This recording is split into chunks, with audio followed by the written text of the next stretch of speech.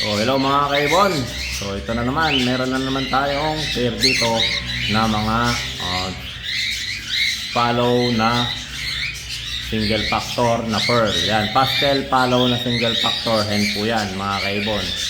Ayan po, yung nasa baba. Ito naman, white face na single factor split ng follow 5. Yan, white face 5 single factor. Nabubulol tayo, single factor na 5 split ng follow po yan. So yan, magagandang klase po yan mga kaibon. So project po to mga kaibon ng double factor na follow saka double factor na split ng follow.